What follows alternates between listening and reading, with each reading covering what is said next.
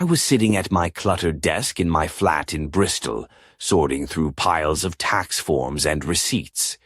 Thrilling stuff, I know, when Hannah stormed in.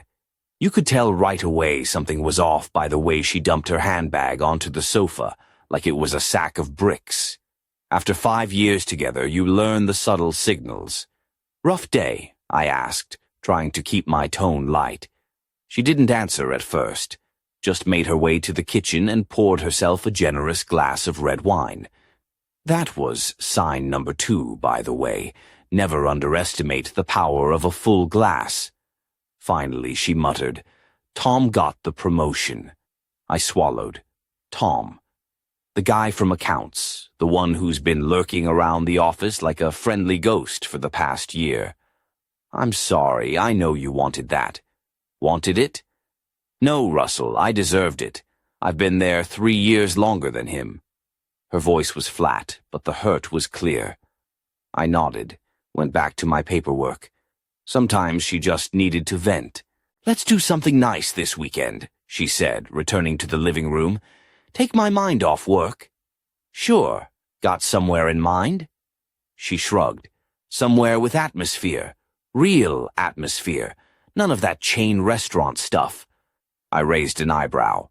"What about that Italian place in Clifton you suggested last week?" She snorted. "Exactly. We need somewhere with actual quality. You know, class." "Class, huh? That place has great reviews and reasonable prices." "Of course you'd pick the cheapest option." She took a sip of wine.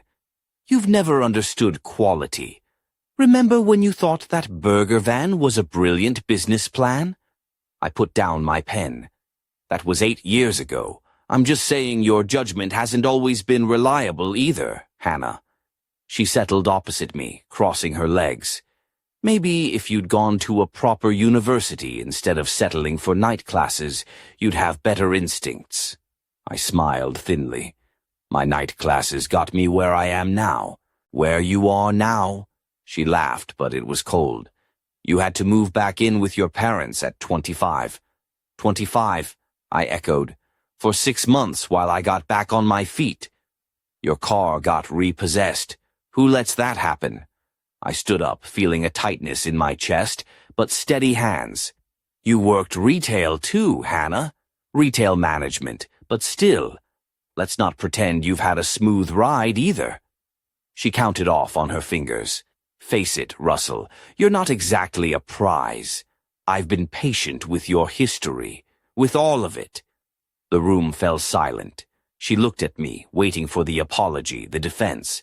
Instead, something clicked. "You're right about one thing," I said.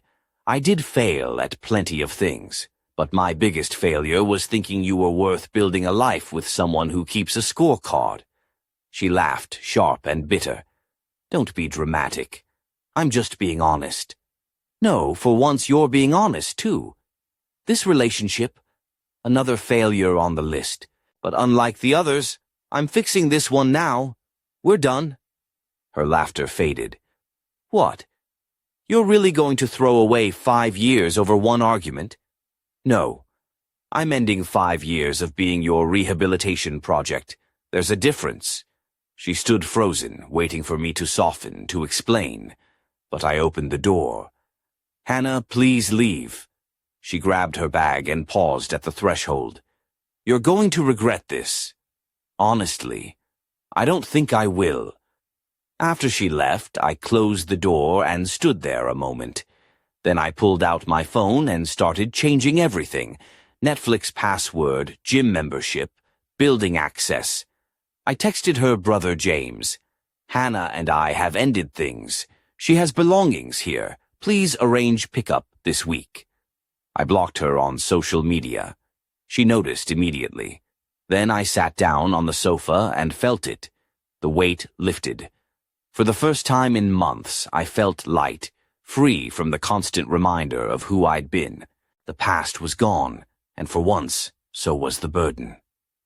The next morning, I stopped by the Bean and Leaf Cafe on Park Street, my usual Friday ritual, only to find Hannah already there, sitting by the window. She looked up as I walked in. Can we talk? There's nothing to say, I replied, ordering my coffee. You can't seriously end things over me being honest about your past. I turned to her. I'm not ending things over honesty. I'm ending them over weaponization. Weaponization? That's dramatic. I pulled out my phone and showed her my notes. March 15th, argument about holiday budget. You brought up the burger van. April 2nd, my brother's birthday. You mentioned my retail job. April 20th, film choice. You mocked my night classes. This last fight was just your latest shot. She blinked. You've been keeping track? I started 3 months ago when I saw the pattern. You average 3 references to my failures a week. That's not honesty, Hannah. That's a strategy. A couple at the next table glanced over. Her face flushed. So you're going to humiliate me in public? No. I'll finish my coffee and go to work. You're welcome to do the same. But we're not having this conversation. I moved to my usual spot, opened my laptop, and began my day anew, lighter, clearer. But little did I know this was only the beginning. The morning light spilled through the cafe windows, casting a warm glow over the wooden tables and the worn leather armchairs.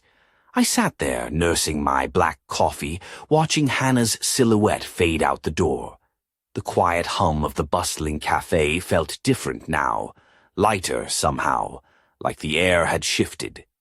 Back at my flat on Avon Street, I started the tedious task of gathering every scrap of text, email, and note where Hannah had weaponized my past.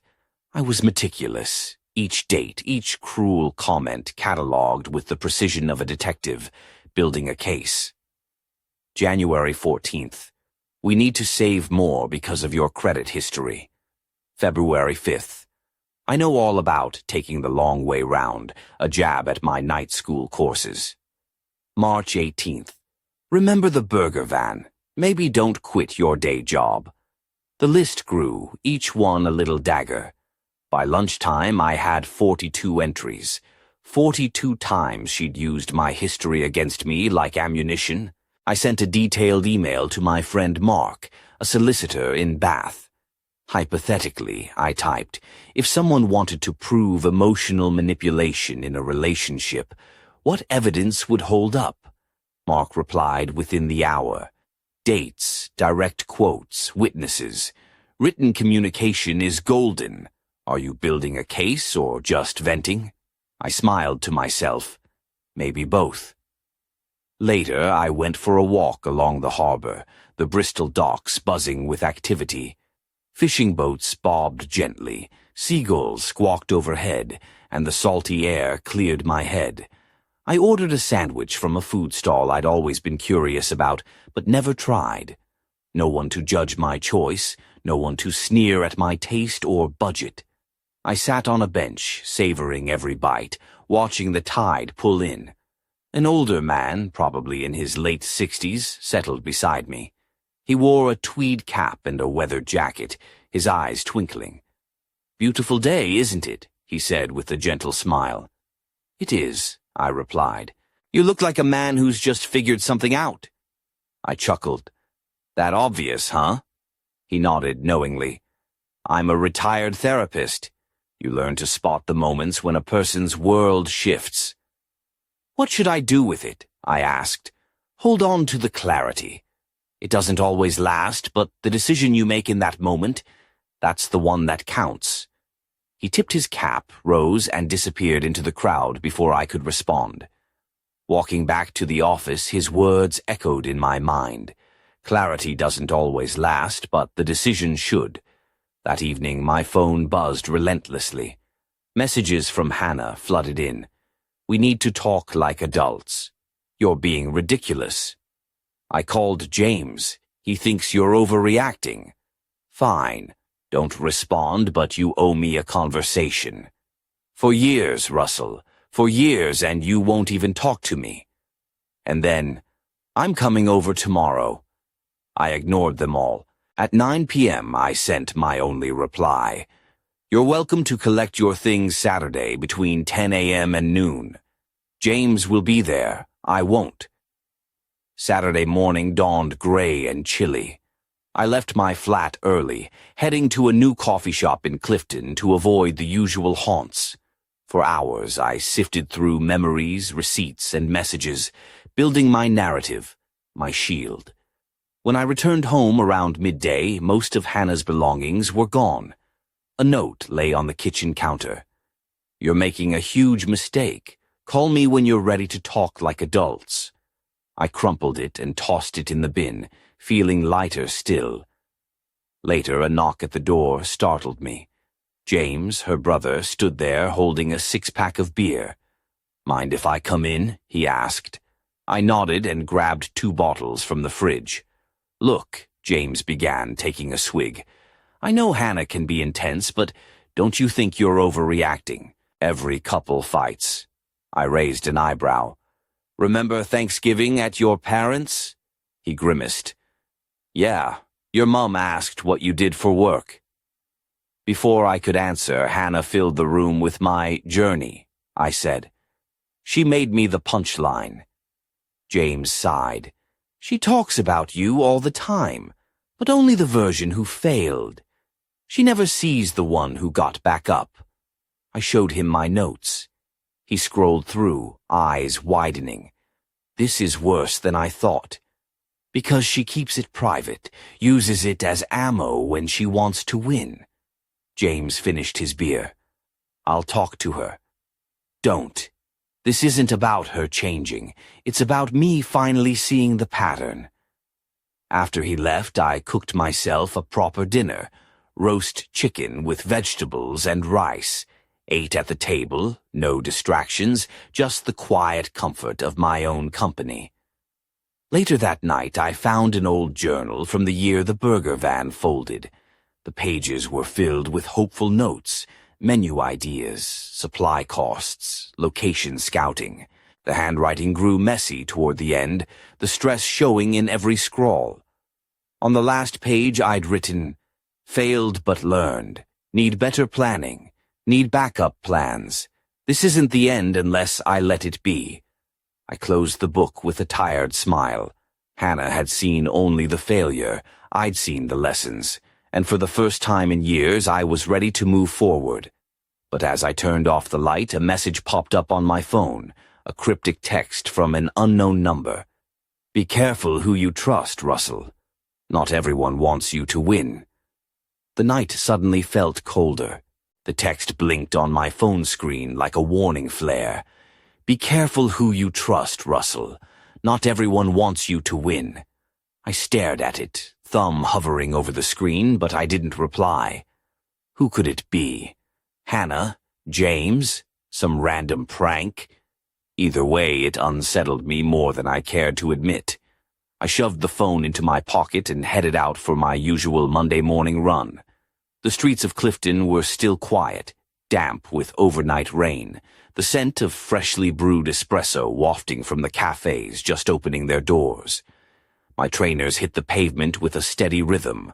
Left, right, each step helping to clear the fog in my mind. Halfway through my route near the edge of Brandon Hill Park, I spotted her. Not Hannah, no way. But the woman from the cafe, the one who'd dropped her papers. I'd caught a glimpse of her a few days ago, but today she was unmistakable. She stood by the path, wearing a sleek black trench coat that hugged her curves, with ankle boots clicking softly on the cobblestones. Her chestnut hair was pulled back in a loose ponytail, strands escaping to frame her striking face. She gave me a small smile as I slowed down. "Morning, Russell," she said, voice low but warm. "Fancy seeing you here." "Morning, Rachel," I replied, trying to catch my breath. "Out for a run, too?" "More of a brisk walk," she admitted. "I like to take in the city before it wakes up." We fell into step together, the quiet companionship easing the tension that had been building inside me. "You looked like you cracked something last week," she said, glancing sideways. "Something important?" I smiled wryly. "Yeah, I guess I did. Ended a chapter, started a new one. Rachel's eyes sparkled with curiosity. Good for you. We passed the old observatory, its iron railings slick with rain. The morning mist made the city look almost ethereal, like it belonged in a dream. The contrast between the quiet beauty outside and the storm inside me was stark. So, Rachel said, breaking the silence, what's next for Russell, the man who survived the burger van and the repossession? I laughed, the sound genuine this time. Honestly, I'm still figuring that out. But I do know one thing. I'm done being weighed down by other people's judgments. She nodded approvingly. That's a start. And hey, if you ever want to talk about your next big idea, I know a few people who might be interested. Before I could reply, my phone buzzed insistently in my pocket. I pulled it out. Another message from the unknown number. This time, trust no one. The past isn't done with you yet. A shiver ran down my spine. I shoved the phone back into my pocket, forcing a smile. Looks like your past isn't just a memory, Rachel said softly, reading my expression. Apparently not, I admitted. We reached the park exit, and she turned to me. If you need an ally, I'm around. No judgments, no scorecards. Thanks, Rachel. That means a lot. She smiled, then disappeared into the crowd. I watched her go, the city waking around me, unaware of the storm brewing just beneath the surface. Back at work, I tried to focus on emails and spreadsheets, but the messages haunted me. Who was behind them? What did they want? And why now? That evening, as I walked home along the harbor, the streetlights cast long shadows over the cobblestones. The same older man from the docks appeared again, leaning against the rail, gazing at the water. Trouble finds us when we least expect it, he said without turning. Feels like it's knocking on my door, I replied. He chuckled softly. Just remember, Russell, you're not the first to face ghosts. It's what you do with them that defines you. I nodded, the weight in my chest easing just a bit. But as I reached my flat and locked the door behind me, the phone rang. Unknown number. I didn't answer. Instead, I stared at the screen, knowing this was far from over. The ringtone echoed sharply through the quiet flat, slicing through the calm I'd been trying to hold on to all day. Unknown number. I stood by the window, the city lights flickering below like distant stars, and debated whether to answer. Curiosity wrestled with caution. In the end, I let it ring out. Minutes later, my phone buzzed again, this time a text. Meet me at the Crown on Park Street, 8 p.m. Come alone. The message was blunt, no name, no explanation. A chill ran down my spine. The Crown was one of those dimly lit pubs tucked into a narrow side street, a place where secrets seemed to stick to the walls like smoke. I wasn't sure if I was walking into a trap or finally stepping into the answers I'd been avoiding. By 8, I found myself standing outside its worn wooden door, the faded sign swinging gently in the breeze. I took a deep breath and pushed inside. The pub was dim, the air thick with the scent of malt and old oak. A handful of regulars nursed their pints in shadowed corners, their conversations low and murmuring. At the far end, a solitary figure sat beneath a flickering wall lamp, an older man in a tweed jacket, the same man from the harbor and the park. "Russell," he greeted me with that knowing smile. "You came. Who are you?" I asked, trying to keep my voice steady. "Call me Arthur. I've been watching your story unfold, not just the end, but the parts you're still writing." I frowned. "Why?" Arthur leaned forward, eyes glinting.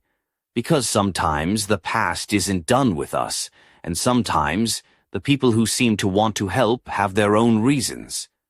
I sat down, heart pounding. "What do you mean?" He reached into his coat pocket and pulled out a worn envelope, sliding it across the table. "This came to me a few days ago. Thought you should see it." I opened it carefully. Inside were photographs. Me, years ago, outside the burger van. Me moving boxes into my parents' house. Me at night classes, looking tired but determined. But there was something else. Photos of Hannah, too, taken in places I didn't recognize. "Who took these?" I asked. "Someone who knows you. Someone who's been keeping tabs." My mind raced. Was this some twisted game? A threat? Or a warning? Arthur's voice cut through my thoughts. "You're at a crossroads, Russell. You can let the past define you, or you can own it and move forward. But be careful. There are those who'd rather you stay tangled in old wounds." I looked up at him, the weight of his words sinking in. "Why help me?" I asked. He smiled faintly. "Because I've been where you are, and because sometimes the right person shows up at the wrong time, but the timing is never what you expect."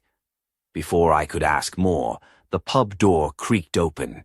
A woman stepped inside, dark-haired, elegant, wearing a tailored coat that hinted at confidence and control. Her eyes locked onto mine across the room. "Hannah," I breathed. She spotted Arthur, then me, and her face twisted into something unreadable. Arthur nodded at me. "Be careful, Russell. Not everything is as it seems." The woman, Hannah, turned and disappeared into the back room, leaving a trail of tension in her wake. I sat back, heart hammering. The past was no longer behind me. It was closing in, and this time it wasn't just about broken promises or old wounds. There was something bigger at play, and I was right in the middle of it. The moment Hannah slipped into the shadowed back room, the pub seemed to grow colder, the murmurs of the few patrons dimming to a hush. Arthur's eyes held a flicker of caution as he leaned closer. "She's not just here to talk," he said quietly. "There are things you don't know about Hannah, and things you're about to find out." I swallowed hard, suddenly feeling the weight of every misstep, every argument, every word that had been thrown between us like weapons. The past wasn't just a collection of failures anymore. It was a puzzle with missing pieces. Arthur stood and motioned toward the exit. "Come with me. There's someone else you need to meet." Curiosity and unease warred inside me, but I followed him out into the damp night. The city felt different now, the familiar streets cloaked in shadows and secrets. We walked in silence until we reached a small, nondescript office building, tucked between a bakery and a florist. Inside, the air was thick with the scent of old paper and coffee. A middle-aged woman sat behind a desk, her sharp eyes flicking up as we entered. "Russell," Arthur introduced. "This is Elaine. She's been helping me with some investigations." Elaine smiled thinly. "I've been looking into Hannah's past. There are gaps, stories she's told that don't quite add up." I frowned. "What kind of gaps?" She tapped a folder on her desk. "Financial troubles you weren't aware of. Contacts with people who might explain the strange messages you've been receiving. And a history of manipulating situations to her advantage." I felt a cold knot tighten in my stomach. "You think she's behind those texts?" Elaine nodded. "It's a possibility. But there's more. Someone else might have an interest in keeping you off balance." Arthur added, "Sometimes the people who hurt us most aren't the ones we expect." I ran a hand through my hair, overwhelmed but desperate for answers. "Why didn't you tell me any of this before?" "Because you weren't ready," Elaine replied. "And because it's complicated. Hannah's not just a bitter ex. There are forces at work here, personal, professional, that could change everything you thought you knew." The weight of their words pressed down on me. I wanted to scream, to run, to forget it all. But deep down, I knew I couldn't. Arthur's voice broke through the silence. "You have to decide what kind of man you want to be, Russell. The one who lets the past drag him under, or the one who fights to reclaim his story."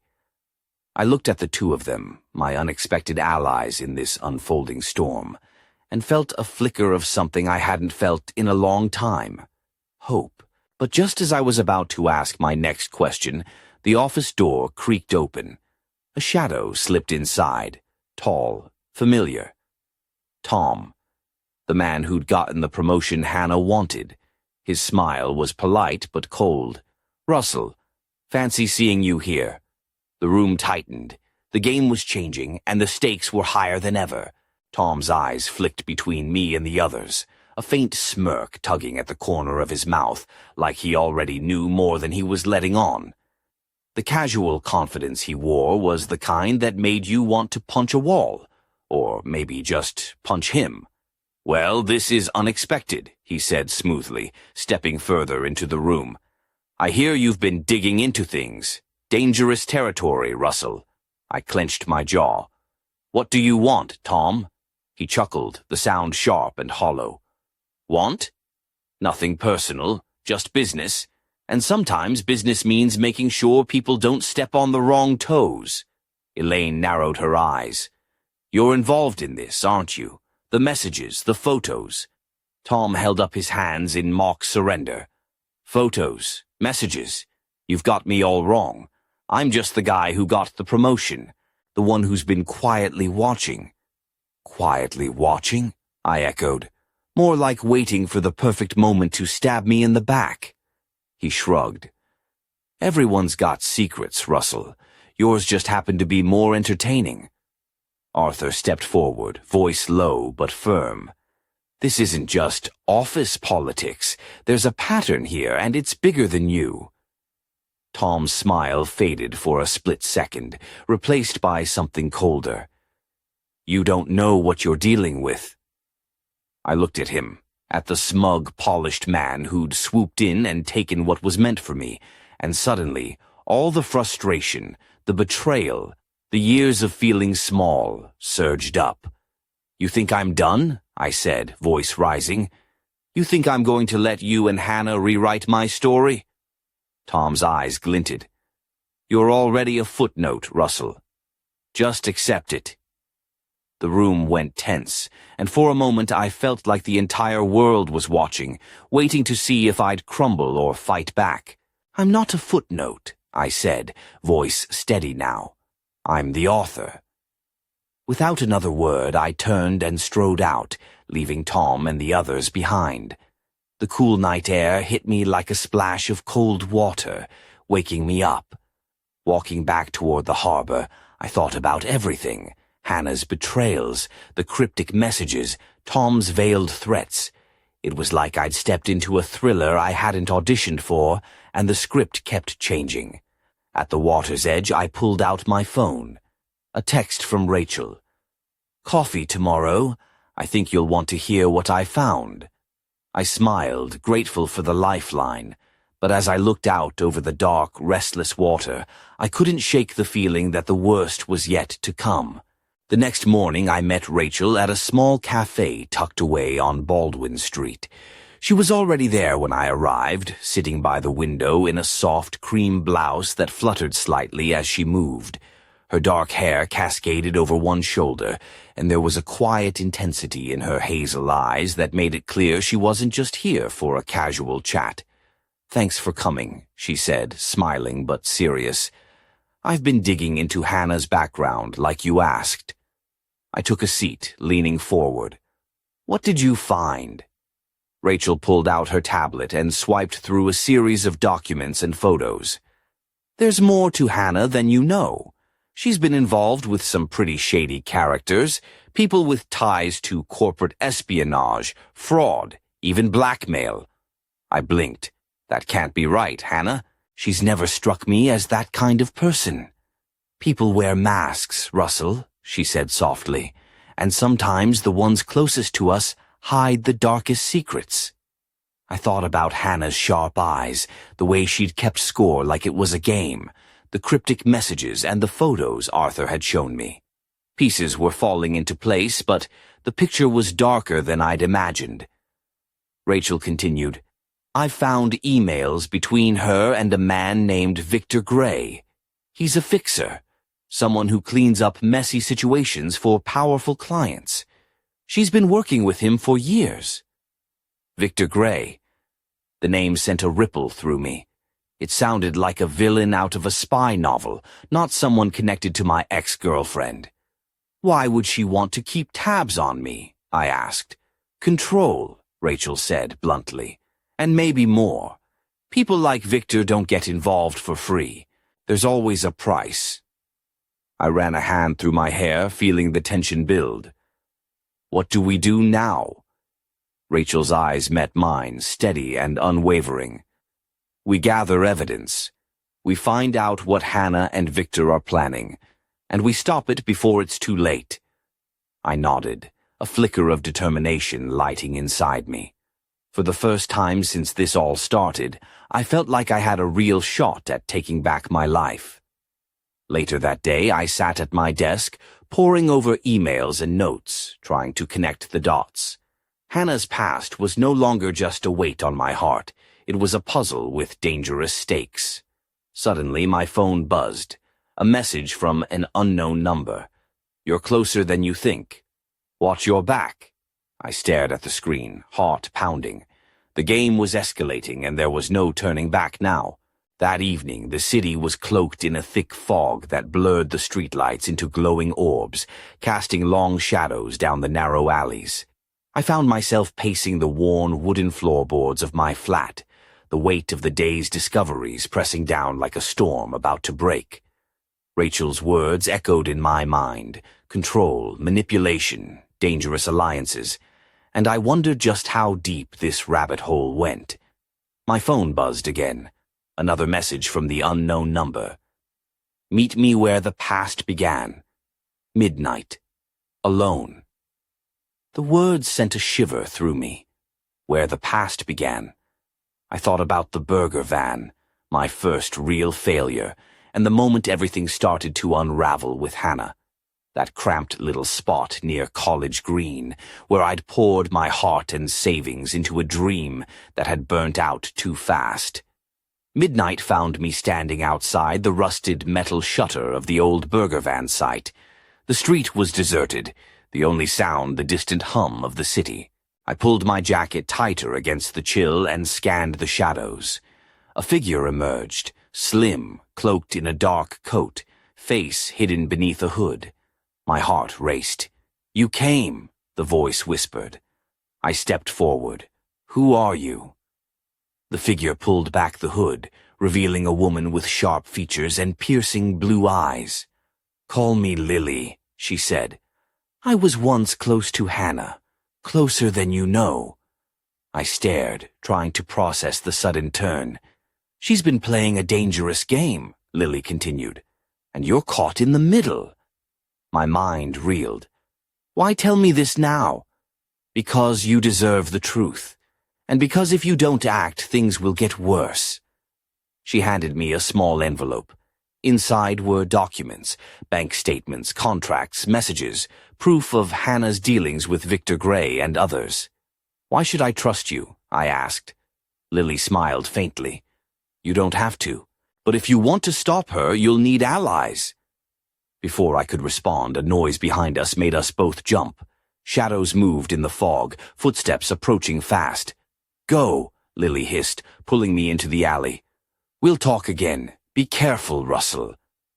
As she disappeared into the night, I felt the weight of everything crashing down.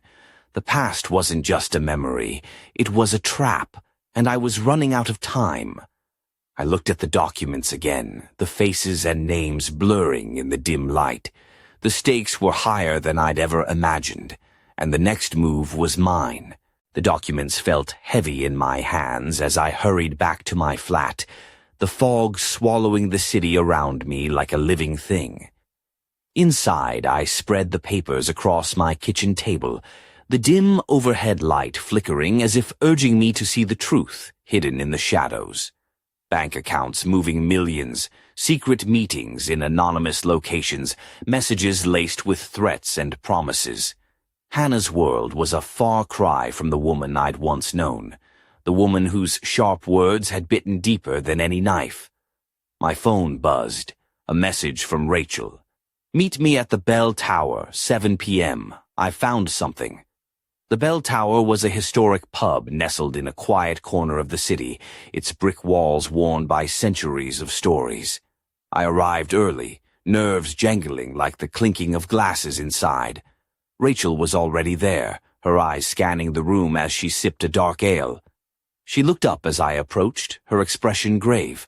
"I dug a little deeper," she said. "Turns out Victor Gray isn't just some fixer.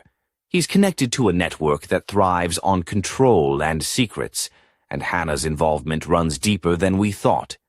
I swallowed hard. "How deep?" Rachel leaned in, voice low. "She's been using you as a pawn. Your past failures, your vulnerabilities. They've been tools to manipulate you and those around you." I felt a cold fury rise. "All those years.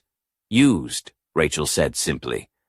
Before I could respond, the pub's door swung open, and in walked James, Hannah's brother, looking more serious than I'd ever seen him. "Russell," he said, nodding at Rachel, "we need to talk." The three of us moved to a quiet corner, the air thick with tension. James sighed. "I tried warning you. Hannah's been tangled in something dangerous for years. I didn't want you involved." "Now I am," I said, voice steady. "And I'm done being the victim." James nodded. "Good, because there's more. People who want to silence anyone asking questions." Rachel's eyes flicked toward the door, where a shadow lingered just beyond the light. "We need a plan," I said, determination hardening like steel. "Before it's too late." The room seemed to close in as the weight of what lay ahead settled over us.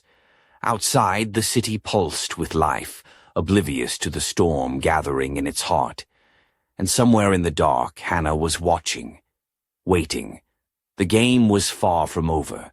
The night air was crisp as I stepped out of the bell tower, the city's ancient streets humming softly under the glow of gas lamps. Every shadow felt alive, like the past and present were colliding in a dance I hadn't asked to join, but couldn't escape.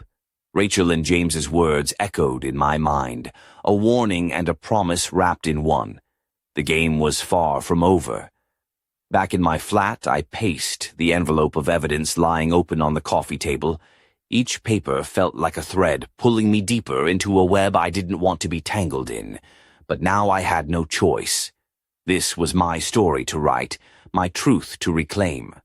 Just as I was about to call Rachel to plan our next move, my phone buzzed. A message from an unknown number.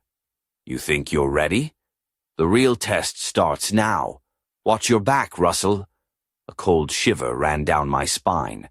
Suddenly the doorbell rang. Sharp, insistent. My heart leapt. I peered through the peephole. No one was there, but on the doormat lay a small box, wrapped in plain brown paper, tied with a crimson ribbon. I hesitated, then picked it up and brought it inside. Inside the box was a single old-fashioned key and a note in familiar handwriting. "Russell, if you want the truth, you'll need this. But be warned, the door it opens leads to places you might not want to see. Ready or not, your past is calling." I held the key tightly, feeling the weight of every failure, every lesson, every moment that had shaped me. The past wasn't done with me, and neither was Hannah. But this time I wasn't alone. The city outside buzzed with life, unaware of the secrets waiting just beneath its surface. The door to the next chapter was open, and I was about to step through. To be continued.